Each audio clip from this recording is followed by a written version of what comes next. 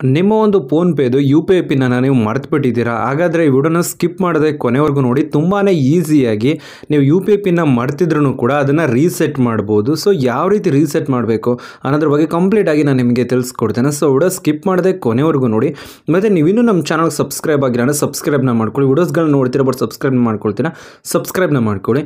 ಮತ್ತು ಪಕ್ಕದಲ್ಲಿರುವಂಥ bell ಬಟನನ್ನು press ಮಾಡಿಬಿಟ್ಟು ಆಲ್ನ select ಮಾಡಿ. ನಾನು ಯಾವುದೇ ಹೊಸ ವಿಡಿಯೋ ಅಪ್ಲೋಡ್ ಮಾಡಿದ್ರು ನಿಮಗೆ ನೋಟಿಫಿಕೇಷನ್ ಆಗಿ ಬರುತ್ತೆ.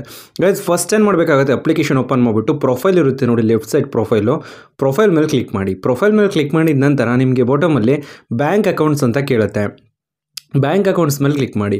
ಬ್ಯಾಂಕ್ ಅಕೌಂಟ್ಸ್ ಮೇಲೆ ಕ್ಲಿಕ್ ಮಾಡಿದ ನಂತರ ಯಾವುದ್ರದ್ದು ಯು-ಪಿ-ಐ ಪಿನ್ ರೀಸೆಟ್ ಮಾಡಬೇಕೋ ಆ ಬ್ಯಾಂಕನ್ನು ಸೆಲೆಕ್ಟ್ ಮಾಡಿ. ಒಂದೇ ಬ್ಯಾಂಕ್ ಇದೆ ಅಂದರೆ ಅದನ್ನೇ ಸೆಲೆಕ್ಟ್ ಮಾಡ್ಕೊಳ್ಳಿ. ಇಲ್ಲಿ 2 ಬ್ಯಾಂಕ್ ಇದೆ, ಸೊ ನಾನಿಲ್ಲಿ ಫಸ್ಟ್ ಬ್ಯಾಂಕನ್ನು ಸೆಲೆಕ್ಟ್ ಮಾಡಿದ್ದೀನಿ. ಇದ್ರದ್ದು ಯು-ಪಿ-ಐ ಪಿನ್ ನಾನು ಮರ್ತುಬಿಟ್ಟಿದ್ದೀನಿ, ಸೊ ಅದಕ್ಕೋಸ್ಕರ ನೆಕ್ಸ್ಟ್ ಇಲ್ಲಿ ರೀಸೆಟ್ ಅಂತ ಇರುತ್ತೆ. ರೀಸೆಟ್ ಮೇಲೆ ಕ್ಲಿಕ್ ಮಾಡಿ. ಚೇಂಜ್ ಮೇಲೆ ಕ್ಲಿಕ್ ಮಾಡಿದ್ರೆ ನೀವು ಓಲ್ಡ್ ಪಿನ್ ಎಂಟರ್ ಮಾಡಬೇಕಾಗತ್ತೆ. ಸೊ ರೀಸೆಟ್ ಮೇಲೆ ಕ್ಲಿಕ್ ಮಾಡಿ. ನಿಮ್ಗೆ ಓಲ್ಡ್ ಪಿನ್ ಗೊತ್ತಿಲ್ಲ ಅಲ್ವಾ, ಅದಕ್ಕೋಸ್ಕರ ರೀಸೆಟ್ ಮೇಲೆ ಟ್ಯಾಪ್ ಮಾಡಿ. ರೀಸೆಟ್ ಮೇಲೆ ನೀವು ಟ್ಯಾಪ್ ಮಾಡಿದ್ರಿ ಅಂತಂದರೆ ನೆಕ್ಸ್ಟ್ ನಿಮಗೆ ಆಧಾರ್ ಮುಖಾಂತರ ಬೇಕಾ ಮತ್ತು ಡೆಬಿಟ್ ಕಾರ್ಡ್ ಮುಖಾಂತರ ಬೇಕಂತ ಕೇಳುತ್ತೆ. ನೀವು ಆಧಾರ್ ಬೇಕು ಅಂದರೆ ಆಧಾರ್ ಮತ್ತು ಎ.ಟಿ.ಎಂ ಕಾರ್ಡ್ ಬೇಕು ಅಂದರೆ ಎ.ಟಿ.ಎಂ ಕಾರ್ಡ್ನ ಸೆಲೆಕ್ಟ್ ಮಾಡಿ. ಸೆಲೆಕ್ಟ್ ಮಾಡಿದ ನಂತರ ನೆಕ್ಸ್ಟ್ ಇಲ್ಲಿ ಪ್ರೊಸೀಡ್ ಅಂತ ಇರುತ್ತೆ. ಪ್ರೊಸೀಡ್ ಮೇಲೆ ನೀವು ಕ್ಲಿಕ್ ಮಾಡ್ಕೊಳ್ಳಿ. ಪ್ರೊಸೀಡ್ ಮೇಲೆ ಕ್ಲಿಕ್ ಮಾಡಿದ ನಂತರ ನಿಮ್ಮ ಒಂದು ಎ.ಟಿ.ಎಂ ಕಾರ್ಡ್ ತಗೊಳ್ಳಿ.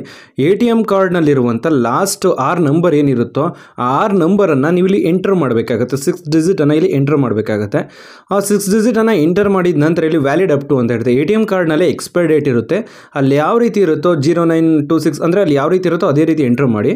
ಎಂಟರ್ ಮಾಡಿದ ನಂತರ ಇಲ್ಲಿ ಪ್ರೊಸೀಡ್ ಅಂತ ಇರುತ್ತೆ. ಪ್ರೊಸೀಡ್ ಮೇಲೆ ಟ್ಯಾಪ್ ಮಾಡಿ. ಪ್ರೊಸೀಡ್ ಮೇಲೆ ಟ್ಯಾಪ್ ಮಾಡಿದ ನಂತರ OTP ಬರುತ್ತೆ ಬ್ಯಾಂಕಿಂದ, ಅದು ಆಟೋಮೆಟಿಕ್ಲಿ ತಗೊಂಡಿಲ್ಲ ಅಂತಂದರೆ ನೀವು ಮ್ಯಾನ್ಯುಯಲಿ ಟೈಪ್ ಮಾಡಬೇಕಾಗತ್ತೆ ಒಂದು 40 ಸೆಕೆಂಡ್ ಒಳಗಡೆ.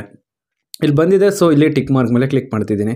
ಕ್ಲಿಕ್ ಮಾಡಿದ ನಂತರ ಕೆಲವೊಂದು ಬ್ಯಾಂಕಲ್ಲಿ ಮಾತ್ರ ಎ.ಟಿ.ಎಂ ಕಾರ್ಡ್ ಪಿನ್ನು ಕೂಡ ಕೇಳುತ್ತೆ. ಎಲ್ಲ ಬ್ಯಾಂಕಲ್ಲೂ ಕೇಳಲ್ಲ, ಕೆಲವೊಂದು ಬ್ಯಾಂಕ್ ಕೇಳುತ್ತೆ. ಸೊ ಎ.ಟಿ.ಎಂ ಕಾರ್ಡ್ ಪಿನ್ ನಿಮ್ಗೆ ಗೊತ್ತಿರುತ್ತೆ ಅಲ್ವಾ, ಎ.ಟಿ.ಎಂ ಕಾರ್ಡ್ ಪಿನ್ನನ್ನು ನೀವು ಇಲ್ಲಿ ಎಂಟರ್ ಮಾಡಬೇಕಾಗತ್ತೆ. 4 ಡಿಜಿಟ್ ಪಿನ್ ಏನಿರುತ್ತೋ ಎ.ಟಿ.ಎಂ ಕಾರ್ಡ್ದು ಆ ಒಂದು ಪಿನ್ನನ್ನು ಎಂಟರ್ ಮಾಡಿಬಿಟ್ಟು ಟಿಕ್ ಮಾರ್ಕ್ ಮೇಲೆ ಕ್ಲಿಕ್ ಮಾಡಿ. ಟಿಕ್ ಮಾರ್ಕ್ ಮೇಲೆ ನೀವು ಕ್ಲಿಕ್ ಮಾಡಿದ ನಂತರ ಯು-ಪಿ-ಐ ಪಿನ್ನ ಸೆಟ್ ಮಾಡೋದಕ್ಕೆ ಕೇಳುತ್ತೆ. ನೀವು ಓಲ್ಡ್ ಯು-ಪಿ-ಐ ಪಿನ್ ಎಂಟರ್ ಮಾಡೋದಕ್ಕೆ ಹೋಗ್ಬಿಡಿ, ಬೇರೆ ನಿಮ್ಮ ನೆನಪಲ್ಲಿರುತ್ತೆ ನೋಡಿ, ತುಂಬಾ ಇಂಪಾರ್ಟೆಂಟು. ನಿಮ್ಗೆ ಯಾವಾಗಲೂ ನೆನಪಲ್ಲಿರಬೇಕು ಅಂಥ ಪಿನ್ನನ್ನು ಎಂಟರ್ ಮಾಡಿ. ಯಾಕೆಂದರೆ ಪದೇ ನೀವು ರಾಂಗ್ ಪಿನ್ ನೋಡಿದ್ರೆ ಅದು ಏನಾಗುತ್ತೆ ಅಂದರೆ ಬ್ಲಾಕ್ ಆಗಿಬಿಡುತ್ತೆ.